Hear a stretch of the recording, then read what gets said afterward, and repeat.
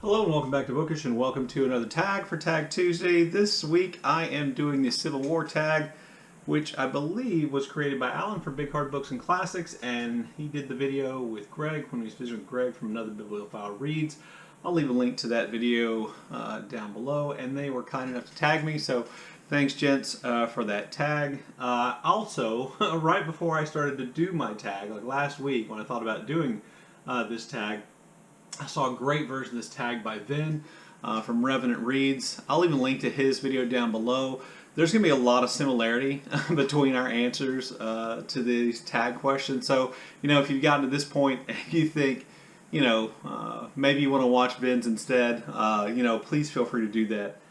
His is great. The one difference between Vin and I is where we're from. He says in his video he was born and raised in Connecticut. I was born and raised in Texas, which puts us on the opposite side of the Mason-Dixon line, the divide between the North and the South. But let me get to the questions here really quickly. So question number one is, what is your favorite Civil War novel? I have two. The Red Badge of Courage, which is a really, great work of American literature, which oftentimes as school kids are required to read. A really great look at, kind of the meaning of courage. And the Civil War. Interestingly, Stephen Crane, who wrote this as a young man, wasn't a participant in the Civil War. He got all his knowledge about the Civil War from reading, I believe, articles about the Civil War that were published in a magazine. I want to say it was Harper's. But that's where he got all his knowledge. And I think he did a pretty great job of describing the war itself. And so there's that. And then another book which I haven't seen mentioned yet is Cold Mountain by Charles Frazier. I'm vaguely... Somewhere in my brain tells me there's some controversy involving this novel and its depiction of indigenous Americans or of natives. So for that reason I think there's some controversy, but its depictions of the Civil War at home, the hardships of wives and children left behind, the kind of power that the local community guards had over people. Its depiction of the Battle of Fredericksburg, which I know Alan and Greg went to the battlefield there, is great, as is its depiction of the crater, I believe. I just really liked the novel. I found it to be really kind of fast-paced, moving in both senses of the term, and I thought it was good, so I would put that on my list. Sorry, I hit something over there. Question number two is, let's see. What is your favorite Civil War nonfiction? Vin mentioned this book, and it's great, This Republic of Suffering. I probably talked about this book on my channel as much as any, so I won't get into much detail. This is just essentially about how the Civil War changed how we deal with death and grief and those kind of things. And then actually somewhat similarly, in a book I've also mentioned relatively recently is Embattled Courage by Gerald F. Linderman. This is kind of a slightly more academic history, even though it's not off-putting that way. It kind of looks at, how the men involved in the Civil War were able to make themselves do certain things and why they behaved a certain way. And if you've ever wondered, why Pickett's men, I'll get back to this in a minute, why Pickett's men in Gettysburg, with all the experience they had, charged across all that open ground uphill in an attempt to, get to the stone wall on Cemetery Ridge, it's partly because of what they believed to be true about honor and the importance of fighting for community and not letting your family down and not letting one another down. It's a really good book. It talks about all kinds of things. So I would say those are my two favorite. Question three: what state do you live in? I live in Texas, but I think I've done this before. But I'll give you just a brief history. I live in Texas on one side of my family. My grandmother, my mother's side of the family, her grandfather, I believe, served in a Texas cavalry regiment during the Civil War.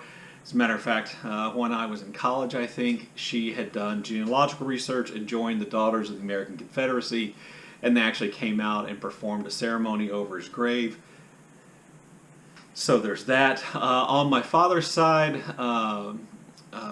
my family, entered the United States in Virginia, made their way to South Carolina.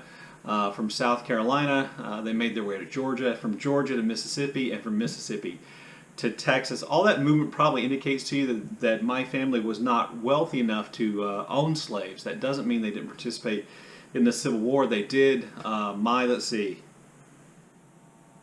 My great great grandfather and his brothers all left Mississippi, went back to Georgia where they'd grown up, and joined a Georgia regiment there, the Milton County Volunteers, Milton County Rifles, Rangers, and I believe they were part of Ewell's Corps in the Confederacy. And one of my relatives from that point was killed, I believe, in the Bloody Angle or the Sunken Road at the Battle of Antietam. My great grandfather was captured at the Battle of Winchester, and then kind of paroled out, and I don't believe he ever went back and rejoined his unit after that. Question 4, did you ever own a Confederate Rebel flag? Yes, I did at one time.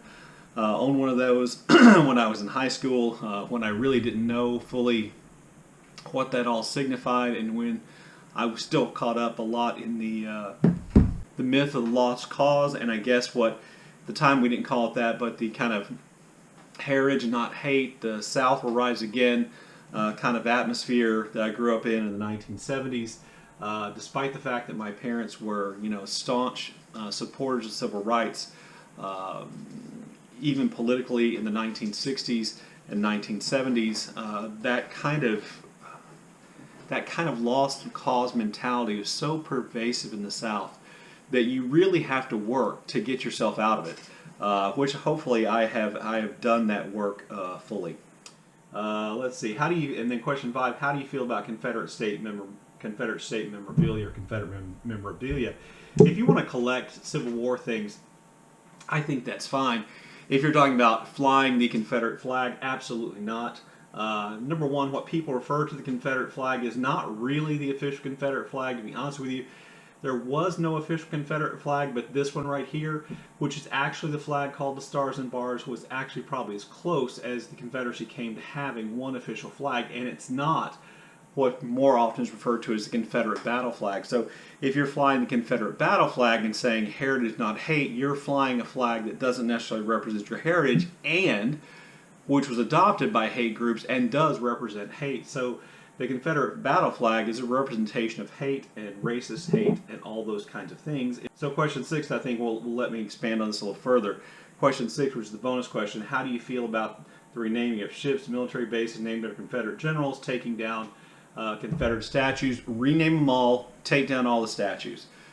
Statues are not a representation of history, they're a representation of what the people who put them up believe in. And what the people who put those up believed in was the myth of the lost cause. What they believed in was white supremacy. They put them up at times and in places to re-emphasize the idea that black people were underneath the control of white people, that black people were second-class citizens, that violence was the result of black people standing up for their rights, and those statues, those flags, are symbols of oppression. The fact that U.S. military bases are named after generals who were literally committing treason, taking up arms against the United States of America, like Fort Bragg and Fort Hood, and so many others. The idea that we'd have American military bases named after traitors has always struck me as incredibly odd. And so rename them all, rename all the ships, rename whatever you want to rename. In my personal opinion, at the very least, the leaders of the Confederacy were traitors, and they were traitors in a cause that wasn't states' rights, that wasn't defending their home and family. But as Vin expressed in his video, and as you can find in the Cornerstone speech and the secession documents of most of the 11 Confederate states, what they were fighting for was the system of slavery and the social system of white supremacy. And just like he said, if you don't believe me, go read those documents and see what they have to say about the issue of race and slavery and its importance, because the political leaders knew what they were doing. And I would argue that people like my great-great-great-great-great-grandfather and his relatives knew that part of what they were fighting for was the social order, which kept white people on top. And a lot of people will tell you that poor white Southerners weren't fighting for race, on the issue of race, on the issue of slavery. That's really not true, because the last thing poor white tenant farmers and small landowners wanted was competition for jobs, for land, for selling their cotton or whatever else it was from free black people. That's the last thing they wanted. that would have made them less economically secure.